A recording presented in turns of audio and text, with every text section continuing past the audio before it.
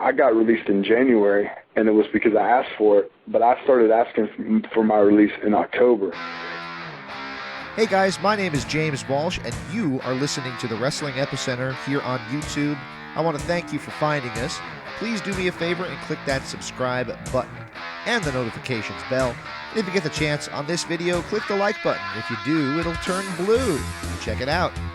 Also, check out WrestlingEpicenter.com for all this great content available in MP3 format, our online store that'll keep us going free and clear, daily news updates, as well as all the information from the history of professional wrestling you could possibly ever want. Check out WrestlingEpicenter.com online right now. Without any delay, let's get to your interview here on the Wrestling Epicenter. Andres is not talking, so... Hello? Hello? Who's with us? Hello, my name is Abdul. I'm from Pakistan. I big fan of show. I want to talk to Scott Norton. You want to talk to Scott Norton? Well, you'll have to call the next hour, but I believe with us right now we have Kevin Thorn. Kevin Thorn, are you with us? Yes, I am. What's up, guys? Crazy day here, man. Crazy day. Let me get rid of this guy real quick. I apologize. Call back. No. Abdul. That guy's from Pakistan, and I'm Santa Claus. So how are we all doing, guys? We're here on the interactive interview with former WWE and ECW superstar Kevin Thorn. How you doing, man? Man, I'm doing great. I mean, there's that guy from Pakistan, and then there's a guy by the name of Patrick Kelly who comes on the air going howdy. I mean, what kind of country name is Patrick Kelly, for God's sakes? I mean, come on. That's an Irishman right there, man. That's just my standard intro. Actually, you're not the first one to bring that up. Right. You couldn't say top of the morning to you, or something. Top of the morning to you, now. Then howdy. I mean, And I believe Nick Knoll is now with us. Nick, are you with us? Yep. Sorry about that. Nick Knoll from the great state of Nebraska is with us as well. And all right, we're ready to get started. So how you doing, man? What's going on this Wednesday evening? Oh, man, this Wednesday evening? Let's see. Talking to you guys, and earlier I was watching a little bit of Pirates of the Caribbean, The Dead Man's Chest, instead of American Idol, which everybody else in the nation's watching. So I figured I'd give the other station some love since everybody's, watching to see who's going to win that thing tonight. Do you just not care, or are you being a bit of a contrarian, or what's the situation with that? Well, we're going to see both of them out. Both of them will probably be singing somewhere, so, who cares? They both won. I mean, it's over. Exactly. I mean, if you look at it... It's over the second the preliminaries are over, because really, I only tune in to see the bad ones. Yes, exactly. Because I mean that's pretty much the state of the game right there. I mean, it's like anything. It's like why did the Romans go to to see the gladiators and stuff? They didn't go to see the gladiators, hug and make up and nobody die. They went to see somebody die. You go to NASCAR. Yeah, you're going to see the crashes, right? Yeah. Here in Indianapolis, the Indianapolis 500s this weekend, I'm going to see the crashes. I mean, 210 miles an hour with the car with the wheels out, going around in circles really isn't, doing it for me. But when they hit the wall, now you're talking. You see parts fly the whole 9 yards. I mean, it's the state of the game. Why do we go to wrestling? We go to wrestling for the exact same thing, man. We want to see something. We want to see a catastrophe in action. It's great. Oh boy, yeah, absolutely. I got to say though, look at it this way: William Hung is almost the biggest star that they've ever created, and he can't sing worth a lick. So there you go. I know. I wish I would have thought about getting on that show sometimes. Let me tell you. I'm amazed the Miz didn't do it. He's a catastrophe every time he shows up anyway, so you know what? I mean, same thing. I mean, you might as well, William Hung, American Idol, The Miz. I mean, it works both ways. Absolutely. Well, let's talk. How you feeling? How you doing since your WWE release? I know that you had told us that we had promised people a few months ago, but we finally are making good. That's kind of on us as well. It's been very busy for us over here, so we're glad to get you on the show. We were going to have you on shortly after WrestleMania, but we got you now. How are you doing since you leaving the WWE? Good, man. I'm doing really good. It's like sometimes people don't understand. They think that getting to the WWE is so great. I mean, and don't get me wrong, it is. I mean, it was definitely an accomplishment and stuff. But sometimes you get up there and due to politics or whatever other things, it seems like sometimes the weight of the world's on your shoulders, and you just don't get to have any fun anymore. And I remember when I started this, it was fun because it was always an adventure, driving here and there, and sometimes you get paid with a hot dog and a Coke, and I thought that was sometimes 11, 12 years ago, that was the greatest thing ever. Leaving there with just enough money to buy gas or steal gas. I probably owe some Exxons across the nation, a few bucks here and there, but I mean, that's when it was fun. And sometimes you get into WWE and it becomes work. And, I mean, it becomes a job, and, like everybody's job in America, who's not a wrestler and who aspires to be a wrestler or whatever, they hate their job. And it was getting to the point where, I hated my job. I hated, the backstage politics and stuff like that. And it's fun to go out and, get to be appreciated again, and and get to spend time with fans, and and get to go out there and do a promo, and get to show what actually they were missing the whole time. Instead of we pick this guy, and we're going to shove them down your throat. Either you're going to like them or you're not. Now the fans are actually getting to see me, and I mean. It never stops. It's great because I've gotten to go over to Europe a couple times now. Been a bunch of places in the States now, and it never ceases to amaze me. The fans that come up to me after the shows and they're like, "Why do we get to see this? God, this is so great. This is I mean, we didn't know you could talk. We didn't know you could do this. We didn't this and this and this, and here we are. I'm doing it." And guys didn't get to see that, and the fans didn't get to see that, and I mean that's the best part about kind of doing what I'm doing now. I mean, I leave for Ireland next week. It's a good time, man. It's a great time in my life. Excellent. Now, when we had Paul London on, probably about 3 months ago or so, his exact words was when he got released, his first thought was, freedom. You mean I don't have to ask if I can go to the bathroom anymore? I can pick what kind of milk I can drink now? Yeah. Did you kind of feel the same way, or? Within reason, circumstances were a little different. A lot of people don't know this, but I got released in January, and it was because I asked for it. But I started asking for my release in October. My contract didn't end until April. And starting in October, there was a time like right around August, July. I told them, look, man, True Blood's coming out, Twilight's coming out. You're fools if you don't want to do this vampire thing, because I mean, and started again. I said, people watch ECW. The fans want to see something different. You're giving them the same old song and dance.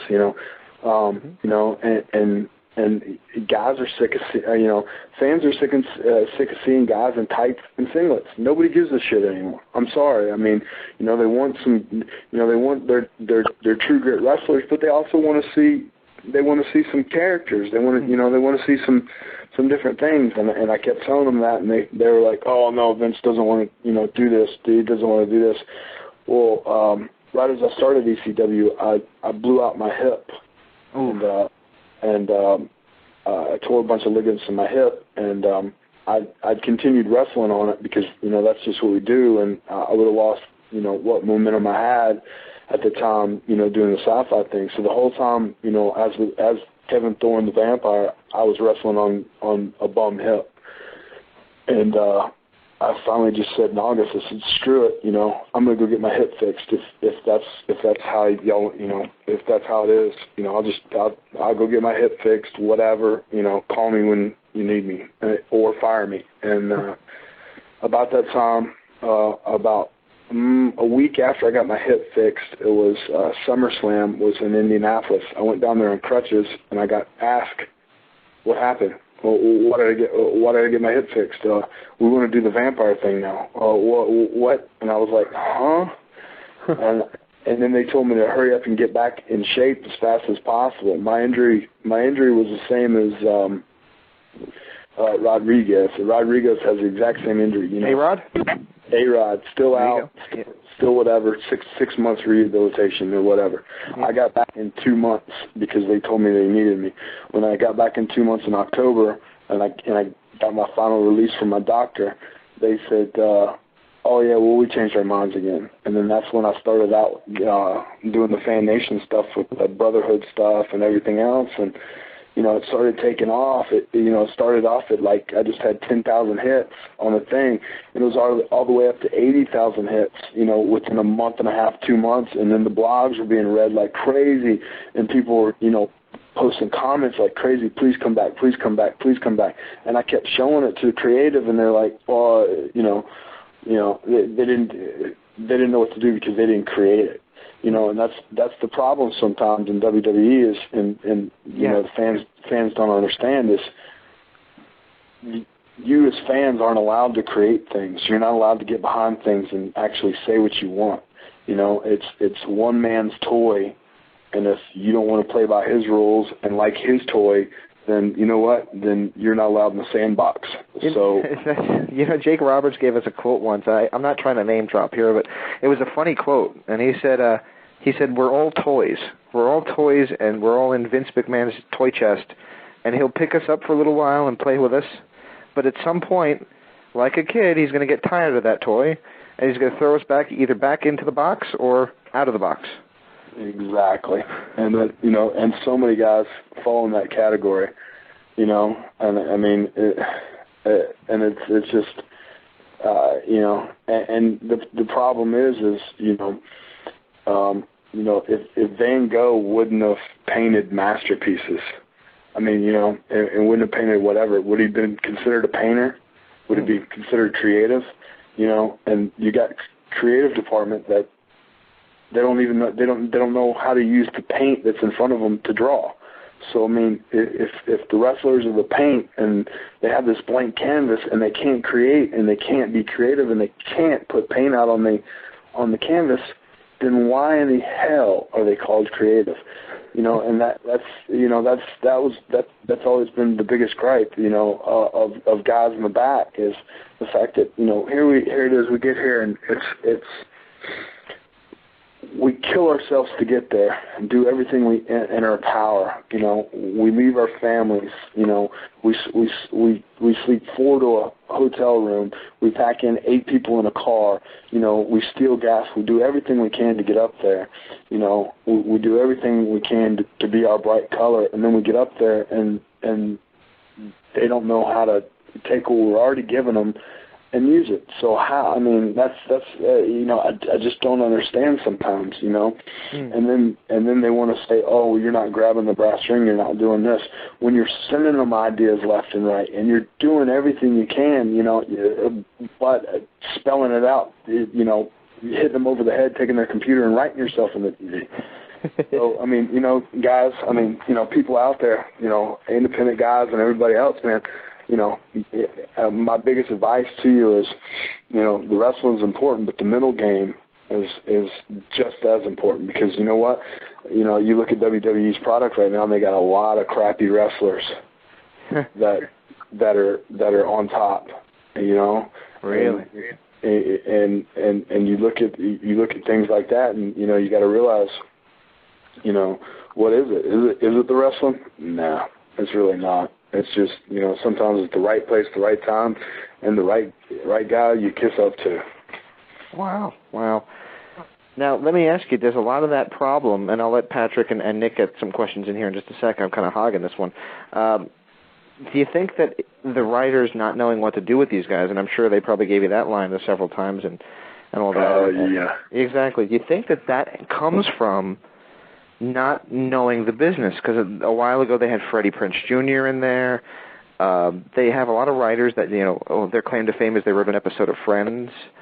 Well, that's some of it, but I think too a lot of it is these writers, they come in full of piss and vinegar, and they come in, we're going to change the wrestling industry, we're going to make it mainstream, we're going to do this, we're going to do that, we're going to do this, and then they get in there and they get in the meeting room with the devil himself, and Vince is a genius. I mean, don't get me wrong. I'm not knocking Vince because he's a genius. He created what we have today. Absolutely. And he created the almighty covenant of the ark of WWE. Absolutely.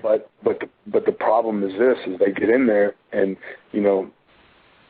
they come in, they have their great idea, they think they're going to land it, and then all of a sudden he goes, no.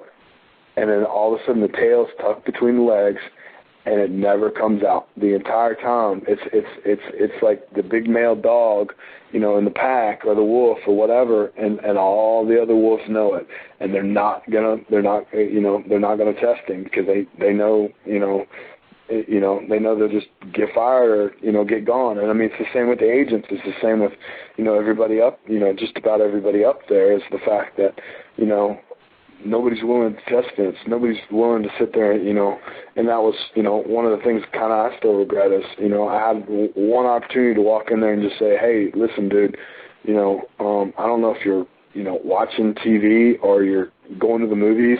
Are you read any magazines lately? Because on your private jet, you don't have to go to the airports and see that Twilight's blasted up all over everything, True Blood's blasted up all over everything, Underworld. I mean, you look at vampire culture and everything, and I'm not tooting my own horn about the vampire thing, but it was different, Mm-hmm. Absolutely. You could have put me.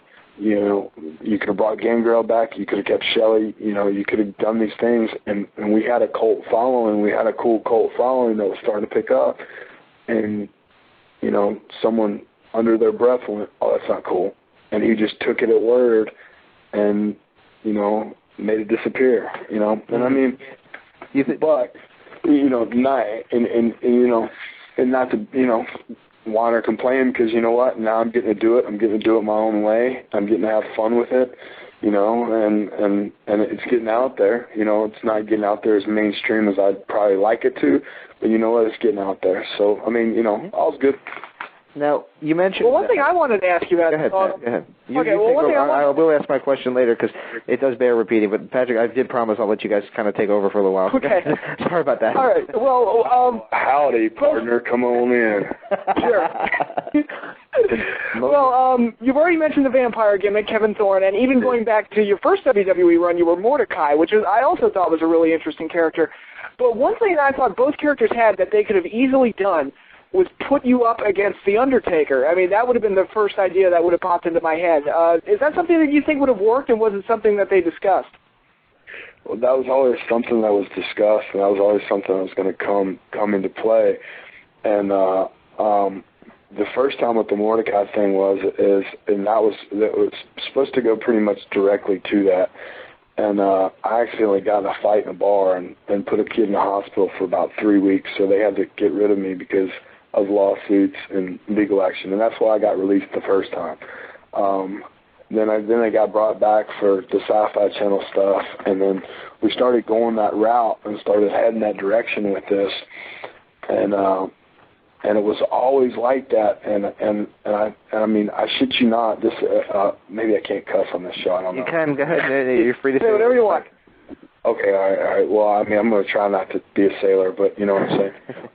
But no, man, and this is what we're talking about with the toy situation is guys, and people don't understand this is it's crazy world sometimes because, I was, let's see, the thing stopped right after kind of the three-way dances, and then So anyway, probably right around August, right before it all stopped, in 2007, Vince was coming up to me like once a week. I had all the red in my hair, and I was trying not to be too much like Taker, but I was trying to follow it. He's always one of my role models.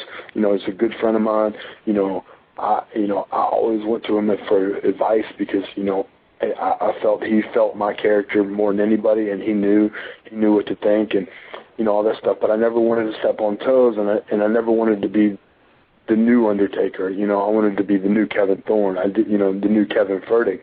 The new this. I didn't want to be, following anybody's, shadow. I wanted to, be in my own light, and take it to my own level.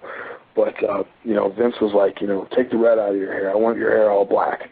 I was wearing red ties. I don't want you to wear a red tie anymore. I had a red jacket. I want you to have a black jacket.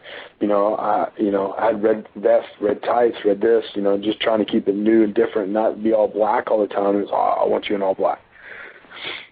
Long story short, you go to Detroit, you go to the match with Casey James in Detroit, and everybody said, there were rumors and reports of, he dropped Casey on his head, and he has a bad attitude, and he does this and he does that, and none of that was true. The reason why Casey we messed up the deal is because my hip blew out in that spot, and my hip half-assed dislocated, and that's why we went ahead and went home and did what we did. But I came through the curtain, still hurt, still whatever, and the match before me in SmackDown, Undertaker had gone out. Well, I came through the curtain, and Vince chewed a new ass in me because he says I was imitating the Undertaker. I was wearing too much black. I was wearing too much this. Why the hell do I have eyeliner on like the Undertaker? Why am I doing this? Why am I doing that? And I was like, what in the hell are you talking about? This is the man that 5 weeks before had been telling me the whole time to do all this. So it was like, that's another day in WWE office is, 1 minute it's like the thing with Heidi Klum, the designer show, whatever, and her catchphrase is 1 minute you're in and the next minute you're out. And I mean, I crap you not, guys. 1 minute you're in up there and the next minute you're not. It's crazy world sometimes. Absolutely. I wanted to get back to what you were saying about the characters and how Vince didn't feel the vampires feeling it. And if you remember, a few years ago, Paul Burchill was doing a pirate gimmick. Yep. The kids really dug that. I mean, that was the kids liked it. It was the toys were kind of selling, I guess, and I thought it could have gone somewhere. But somebody said, and you can maybe verify this or deny it, that Vince was convinced that nobody had seen Pirates of the Caribbean, therefore there was no reason to have a pirate gimmick.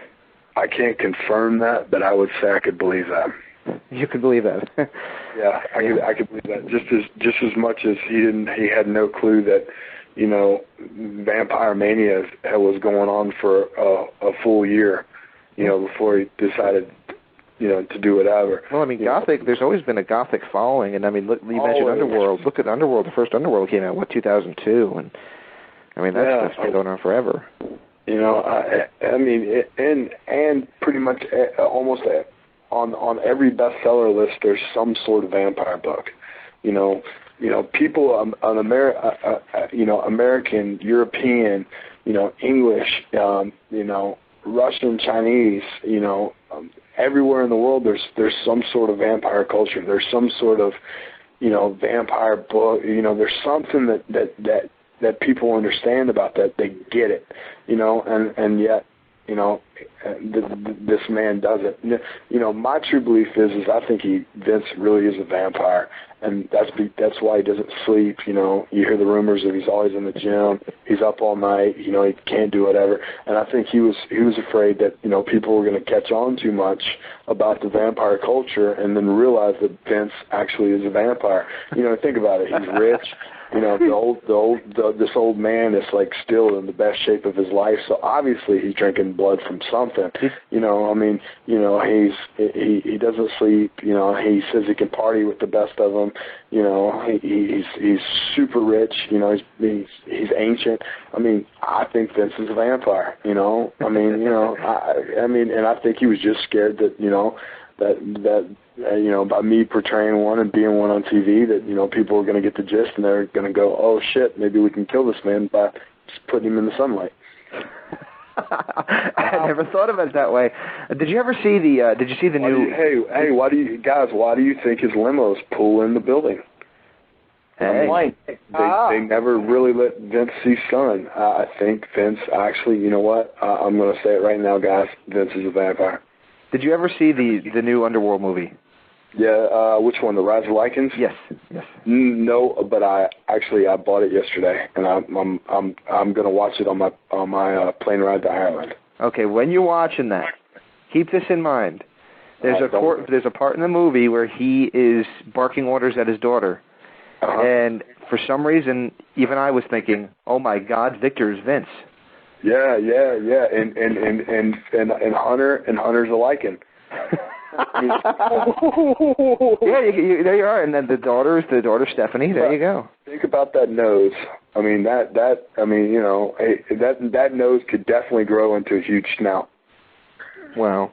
Well, since you mentioned Hunter, Hunter Hearst Helmsley, Triple H, whatever his name is, has been a hot topic of discussion among the hosts here.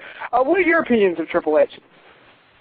Hey man, it's the song. The song reigns true, man. It's all about the game and how you play it. Your brother's played it better than anybody in this world. And you know what? To his credit, you can't knock him as a wrestler because you know what? He is good. He is a good wrestler. He knows how to play the game. You know what? You can't hate him for it because if I knew how to play the game, maybe I'd be in this situation, but I'm not as good at playing games. But not knocking Hunter, man. He's worked hard for what he does. He takes a lot of heat for what for what happens and stuff like that. And and everybody's like, oh, he's winning the belt again, and it's his wife and his father-in-law. You know what? Hey, if I owned a family business and I had a son-in-law that worked hard or whatever, you can't discredit them for that because they know he's not going to screw up. They know he's not going to pass out on the plane. They know he's not going to do this. He's not going to do this. There's only so many people you can trust with your championship, guys. And sometimes, man, you have to have that one ace in the hole that that you can trust that will do business because if you look at wrestling history as a whole, especially with Vince, there's been a lot of dudes that screwed him. Yeah, absolutely. Absolutely. So when they announced when they started this whole vampire character with you, and you came in with Shelly Martinez into ECW. Yep. Did you feel like a lot of the people felt that they were trying to maybe appease the sci-fi audience? 100%. When I first came in and we started doing this thing, I wasn't sure how long I was going to last because, to be honest, I was like, man, it started off with what was it? Was it the zombie? Was the zombie first? I think the zombie was first. Yes. Yeah, the zombie was first, and then it was the alien, and then it was like Nacho Libre, and then it was this, and then I started doing just like the little vignettes and stuff and whatever, and I was like, man, I'm not so sure about this, and it just and I was like, all right, well, we'll just see, and it just kept leading into something bigger and bigger and bigger, and then the fact that I was on the house shows, proving myself every week too.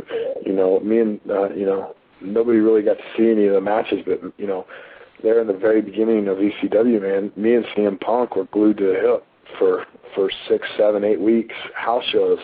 And then from CM Punk, I moved to, RVD, for a couple weeks, and then, to Sabu and stuff. And it was good times. It was good matches and stuff like that. And it was kind of, I don't think it'd ever been like the old ECW. You hear the rumors of the old ECW, but it was kind of like our merry band of misfits because we all felt like the C team, because it's pretty much how we were, treated. It's like, yeah, great, we're with WWE, but we're this ECW brand that's kind of like the underdog, and stuff. And if Vince would have just sucked up pride or whatever and just turned it over to Paul and let Paul just run with it the way that Paul had this vision of it running, man, it could have been stealing 4s and 5s right now, I think, and be a 2-hour show on Sci-Fi. But, sometimes I think we, there it is, crazy world again. Mm-hmm. Why do I want my TVs to be 4 and 5s? I can't control that. That's not mine. And then from Paul I went to Dusty, and Dusty had great ideas. I mean, Dusty had awesome ideas, and Dusty was a huge fan of mine. Every week, telling me, "Oh, Daddy, we would be making millions down in Florida, me and you. It'd be like me and Sullivan, Yeah, I mean, look what he did with Kevin Sullivan and the occult. Yeah, and I mean, we had, he was telling me, we were going to work an angle like, an old school Dusty Sullivan angle with me and Punk with a spike and an eye for an eye and all this other stuff, and it would have been money, but it was a good idea, and that's the problem is you're not allowed to present good ideas. You're allowed what you're there for as a writer is to take down dictation and make a format for a TV, and there you go. Well, they brought you back into... Nick, you wanted to get a word in here? Sorry about that. How do you think they handled the New Blood versus the ECW original feud? I mean, do you feel like that was rushed, or do you feel like they kind of dropped the ball on it, or do you feel like giving it...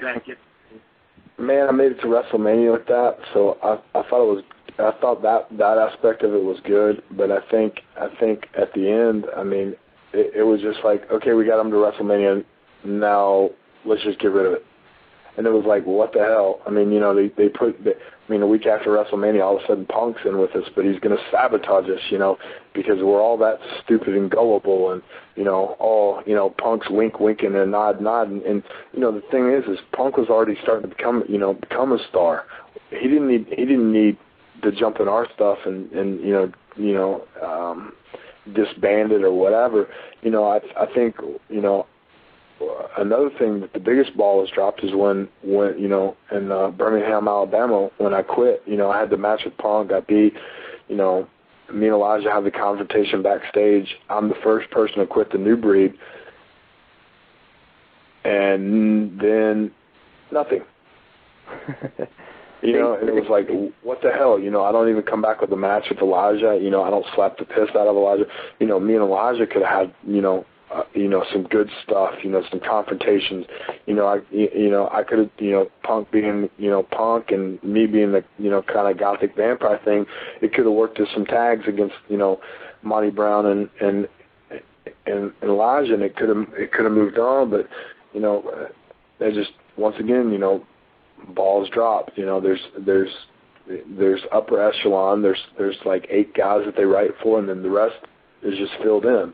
The rest could be being written for and being a part of a show and whatever, and it could, make the show 10 times better. Just recently, I've been sort of watching Raw and SmackDown and stuff, and it seems like, they're really kind of concentrating on the young guys again.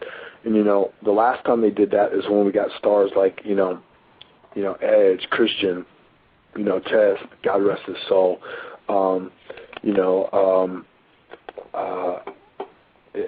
list goes on. The Jerichos came, were already stars, but then they elevated even more. The Rocks came out, that the Hardy Boys. I mean, Jeff and Matt, look how far they've come. But, at that time they were, just, the Hardy Boys from North Carolina. All of a sudden they became part of the Brood, and that time back, when it was the Attitude Era of Raw, is when you saw some of the greatest influx of stars we've ever had.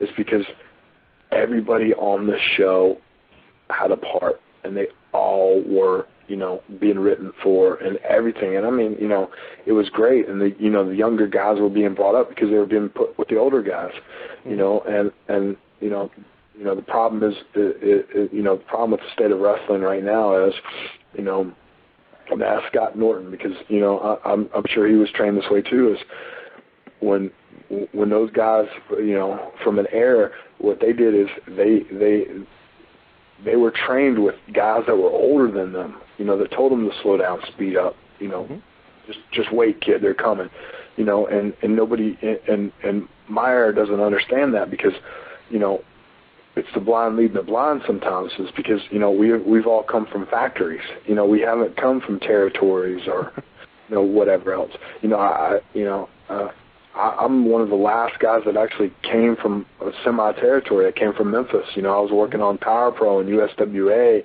and stuff like that. I was doing live TV, you know, I've been doing live TV for almost 11 years, you know, some sort of live TV I've done. You know, guys don't understand that, you know, they don't understand to sit there, you know, they never got to experience the towns like, you know, Memphis and, you know, down in Florida and stuff like that, where, you know, there's huge crowds. They don't want to see you know, every high spot in the book. Right. You know, they want to be entertained. You know, they want to be sucked in, you know, to the moment. You know, and when it's that time, then it's time to give it to them. But at that, you know, when it's not time, you slow it down. You have fun. You listen to them. You know, you dictate, you know, to the fans what's going to happen. You don't let the fans dictate to you what's happening. And, you know, I think that's some of the problem with wrestling right now is, you know, we as wrestlers think that we got to just go out there and kill ourselves, you know, every night. Oh, we got to get, you know, this hot spot in and this, and we got to do this, and we got to do this, and we got to flip over this, and we got to, you know, do this, and, you know, we won't be able to do it if we don't do this. You know, yes, we can. Let me ask you. We're kind of keeping you a little longer than we said we would, and we apologize. You're okay to stay for about another 10 minutes or so, 5-10 minutes or so? Yeah, man, why not? Sure, okay, great. What you're saying right now is very strong. By the way, we're being joined on the line by Eric Clancy. Eric, are you with us?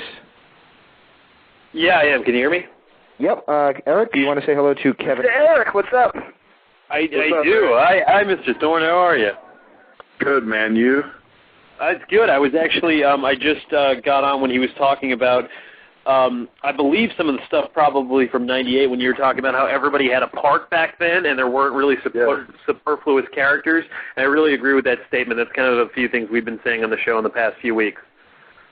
I would agree. Now you were talking about how a lot of the guys feel they have to go out there and kill themselves and things of that nature.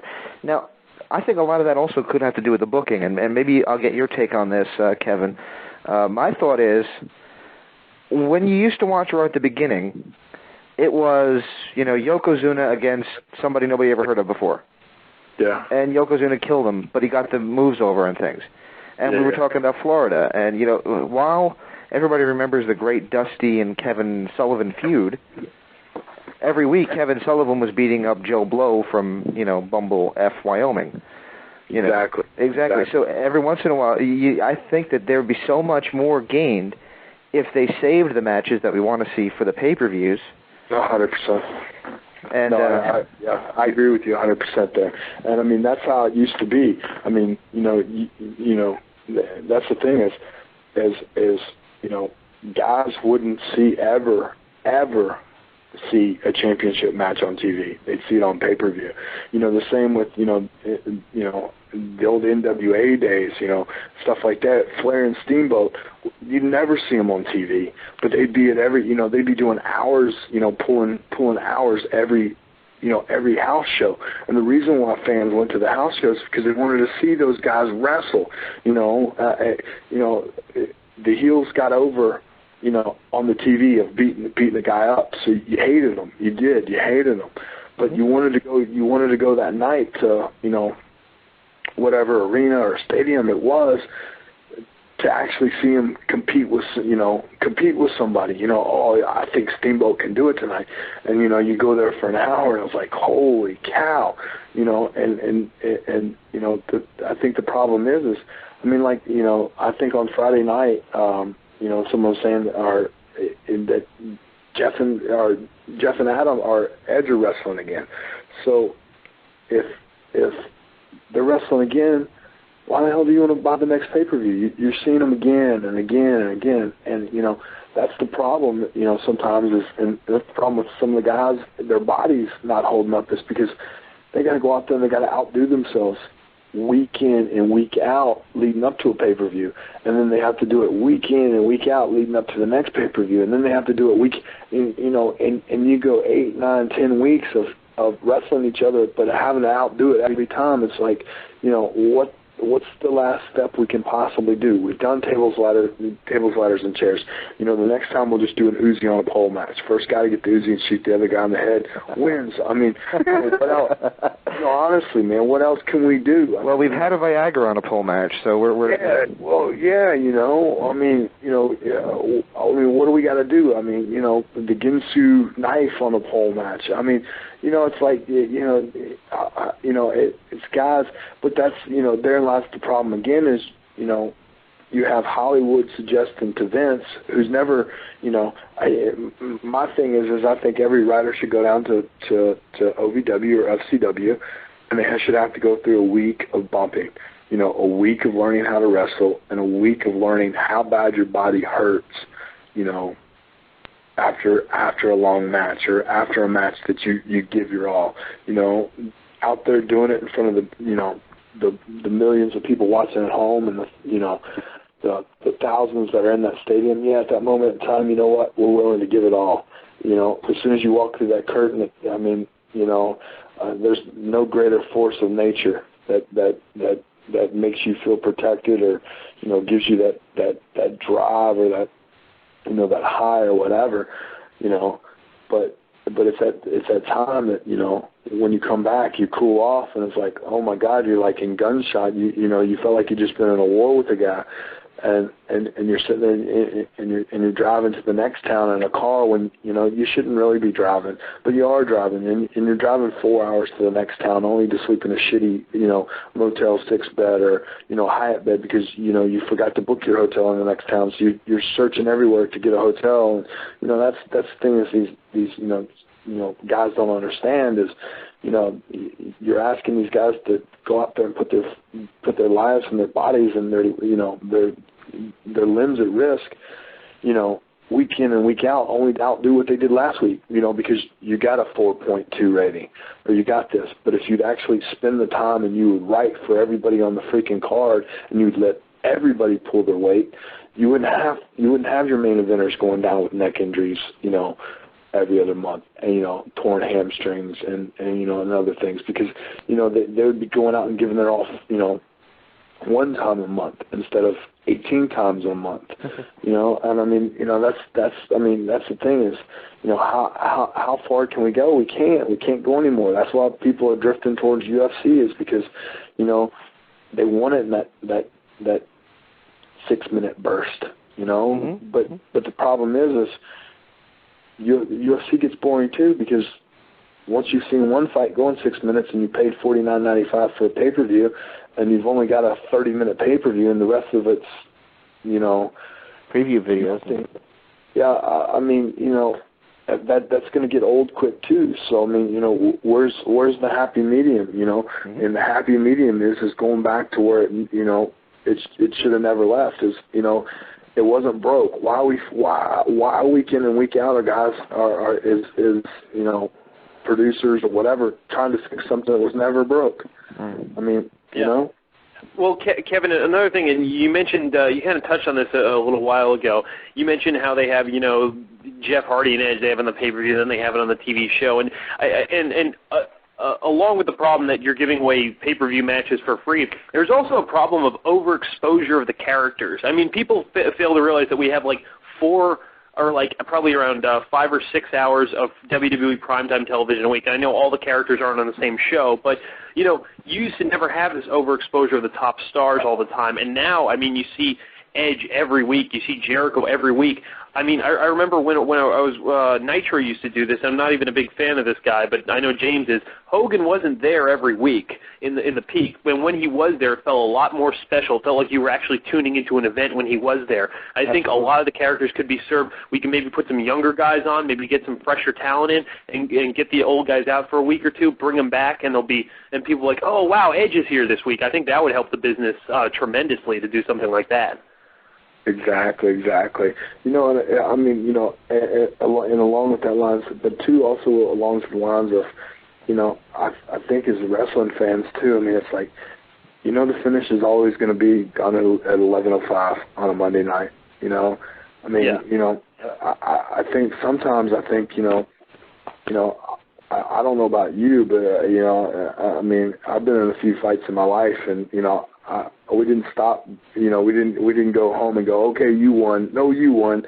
You know, right? Because it was 10:45 on a Wednesday night. You know, I mean, it's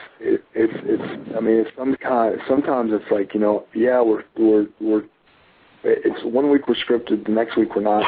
The next week we're sports, the next week we're not. You know, the fans get that, but why not give it to them? Yeah, they're going to go read it on the internet or whatever, you know, probably some of them, but the most of them, you know, are going to, you know, oh my God, we're going to have to go to Monday night, or we're definitely going to have to go to Friday night. I'll give you a perfect example. They did that with the night after the debacle that was the Hogan-Sting match back at '97 on Nitro. They didn't have a finish to that match. And what they did was they saved it 2 weeks. Yep. For the first Thunder, they were going to show you the match in its entirety. This way you could see what actually happened. Yep. And the ratings for that first Thunder were out of this world. Absolutely. Yeah, there you go. It was the highest cable debut, I believe, of all time at the time. Yeah. Why don't you guys go on? Hello? Hey, what if we all just go on strike then, like a hunger strike, until we get change? Who's in? This is Andres joining us now. I'm the kind of philanthropist over here. Because I keep on hearing box building sandcastles without you guys. I'm telling you, he wouldn't give a shit. What about, it's just because I seem like, I've been on the show now like for a month now. It seems like every week we're getting problems, you know? But how do we get control of solving these problems? You know, we've got to find a way to empower ourselves. You know, there's only one guy who's going to make a change. His last name is McMahon, and I can guarantee you, until another wrestling program is beating him, he's not going to change. Well, if the fans go on strike and go, maybe we could just send a message. It's not about winning; it's about sending a message. But Andres, the thing is, the thing you're not realizing is, yeah, we could send a message and not watch, and we can bitch and moan and be like the internet, which unfortunately we kind of are right now. But if you really think about it, though, I mean, Vince is always going to have his audience until things get real bad. And we keep saying, oh, well, ECW got a 0.9 rating this week, yeah, but then again, Raw got a 3.6. So, you know, what are we really saying here? Because one rating is decent and the other is not good, and you don't really know what to say about it. And I don't know how to... You're in a situation now where... We're talking about Nitro a few minutes ago. Nitro was what it was, and it was huge. And, we keep talking about the loss of the squash matches and things like that. That's a casualty of the Monday Night Wars, because neither guy wanted to put on a squash match while the other show was having a competitive match. Exactly. But will we ever see that? Will TNA give that? I don't know. I came in a little later in the interview, so I'm not sure if this question has been asked. But Kevin, have you been contacted by TNA or? There's some rumblings all the way around. Yeah, I mean, you know. I can see an instant program with you and Abyss, like right off the bat. I can see them doing. Yeah, a lot of guys say that, and I mean that would be some good stuff, man. It really would. Hey, Kevin, what do you think about that six-sided ring they got over there? You a fan of that? It's different. You know, I've never really been in it, so I really couldn't tell you until I got in it. You know, Eric was talking about that earlier, saying that there's something about their ring that just makes it different, weird different, you know? Yeah. Man. You know, I don't know. I'm a traditionalist. I like you know, being involved. Early on, it looked like the wrestlers were having trouble adjusting to it, but as a fan, it looked weird to me at first. But after watching it a few times, I don't even notice it anymore. Yeah, and that's the thing is, you know, I've been watching a lot lately, and you know now it's, you know, it doesn't really faze me. Now getting in there and doing something in there, it might for the first couple of times it'd be a little odd, but you know, it definitely. Well, where do you see yourself with your style and everything? I know you say you're headed to Ireland next week. Well, actually, you're heading there tomorrow, right? No, next Thursday. Next Thursday, you're heading to Ireland, and then you got indie dates all throughout the U.S. Where do you see yourself ending up? And do you think that WWE, maybe not after this interview, I'm just kidding, WWE will still be an open option for you down the line if things, you know, keep going the way they're going? Yeah, I mean, you know, definitely. I mean, I left on good terms. I mean, don't get me wrong. You know, I'm like anybody. There's, you know, there's definitely room for change, but there's definitely a lot of good things. I mean, they paid me for a whole year to sit at home with my son, and get to know my newborn. So, I mean, there's definitely, definitely a door there open. Do I know if I really want to go back there and have a headache again? I don't know. But, what's Ireland like? Ireland, I wrestled there once with WWE in Dublin. It was great. This time I'm going for Irish Whip really? Wrestling. So Irish Whip it should be a good time, man. It's going to be 9 days wrestling every night all over Ireland, man. It's going to be a good time. I'm sure every country you go to, they got their own. Like the fans have a different style, Yeah, definitely. I mean, everybody, you go to, like, when I was in England, I did some, they have camps or vacation camps or stuff. Yeah. And you wrestle in front of a lot of kids, and I mean, it's just, it's a fun match because, the kids don't expect nothing. They just want to be entertained, and they just want to laugh, and they just want to have fun, and I mean, that was definitely very cool, my wife was telling me about that. She's actually from England, so she told me a lot about how, she sees that, a lot of the bands that I like, they play those kind of shows, and there are a lot of wrestling events take place there, and she's like, well, those are summer camps, so I'm surprised that, there you go. All right, well, we're going to let you off the phone soon. I'm going to let the guys, since I asked a lot of questions, figure out what they want to ask you to close out. Guys, how do you want to close this one up? Well, I wanted to get this one in sooner, but going back to when you first came into ECW, obviously expectations were very high. The original ECW has a huge fan base. Were you nervous about that, trying to live up to that legacy, or did you just want to go out there and do your thing? No, I just want to go out there and do my thing. That was neither here nor there. I mean, ECW had a big fan base and stuff, but their fan base of wrestling, and we went out there, in our house shows and stuff like that, and we gave them our wrestling. Dreamer was kind of head of the locker room, and he was like, "This is what they want to see, go out there and do it," and I mean that's what we did, I mean, it was definitely a good time, but the ECW fans, they're strong fans, they like their guys, and they dislike the guys they like. I mean, so it's a great wrestling, crowd. I mean, it makes it fun to be a wrestler when you can get a reaction, and then really be on you. Even if they hate you, they're really on you.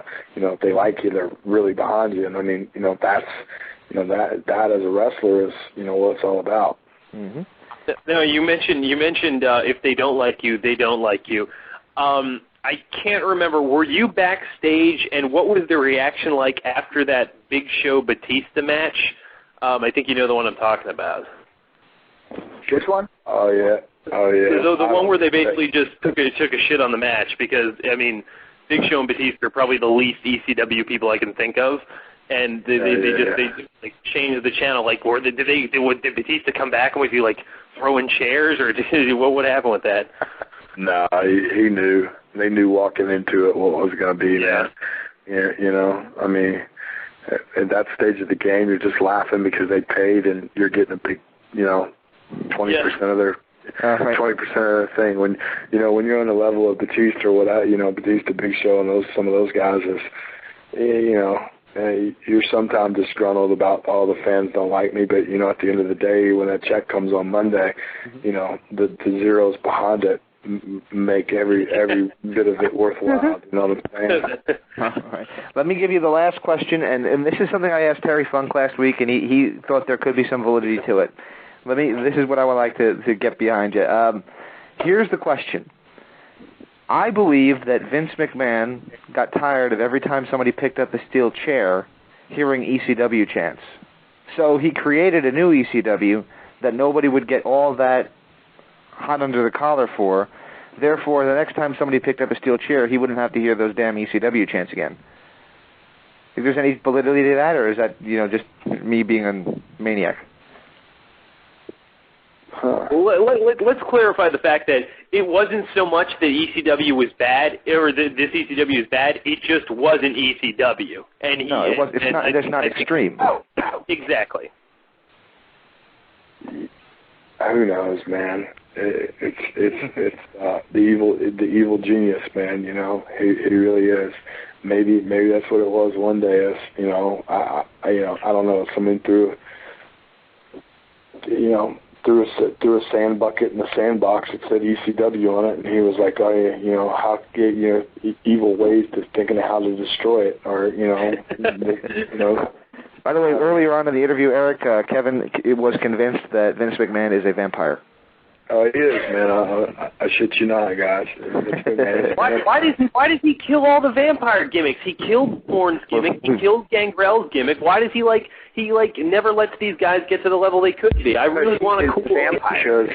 Because he doesn't want to give out the vampire secrets. That's what it is. Just, man, if we go out there and we show it all, they're not, you know, then people are going to understand it. They're going to get it, and then they're going to put two and two together, and then they're going to realize that Vince McMahon is a vampire. Remember when Gangrel would come out, but they weren't allowed to say blood, so they had to say he was spraying viscous fluid every time. It was viscous fluid. Oh, man. Yeah, that was strange. Well, I got to tell you what, guys, I really appreciated this interview, Kevin. This was awesome. Anytime you ever want to come back on and, you know, talk about what's going on and promote anything you got coming up, or if you want to just, you know, vent about something that's on your mind, you're welcome, because, Dan, you're a great talker, and this was a fun interview, and you hold nothing back, and I got nothing but nice things to say about you after this one. That was a great interview. Great. Hey, real quick too. You know, for the fans that are out there and stuff, I have a website. It's www.7-thorn.com, and 7 spelled SEVEN dash and then thorn.com, or you can just Google me under Kevin Thorn and .com, and you'll find it, but they own that now, so, you know, whatever. Anyway, and then if you go to MySpace, I'm on MySpace too. It's MySpace, and then it's The Thorn Asylum. And then on Facebook, I'm under 7 Thorn. If anybody's out there, they want to contact me or do anything, or just, you know, let them know, keep in touch and stuff like that. And then I always try to post where I'm going to be and, you know, what's going on. I've got a few promos on there, you know, for people that didn't believe I could talk. Check out the promos. You know, I got some other stuff going on, and, you know, there's some big things going to happen in the next couple months. Can't really say it yet because all the I's haven't been dotted and all the T's haven't been crossed, but, you know, definitely, you know, keep checking up on me, you know, keep whatever, and I promise if you were a fan of Kevin Thorn, you will still be a fan. You just won't be able to call me Kevin Thorn anymore because they own it. So, you know, but, you know, Kevin Furtig, the person, you know, is alive and well, and, you know, 7, the individual, the wrestler that I was, and the wrestler that, you know, I grew up being, you know, as a wrestler is alive and well. And, you know, check out the site, come see me, man, come support me, whatever. And I promise you, I'll entertain you, and I promise you, I'll, you know, always give you 110%. So. God bless you. Well, man, I appreciate it so much. I'm sure I speak for everybody on the panel here when I say thanks so much for this interview. You spent almost an hour with us. We said 20 minutes, so we're sorry about that, but I got to tell you, it was great to have you, man. We really appreciate it. Yeah, definitely. And y'all have fun. I think, Scott Norton's next, right? Yep, Scott Norton's coming up in just a few moments. Absolutely. Please tell him I said hello. Will do.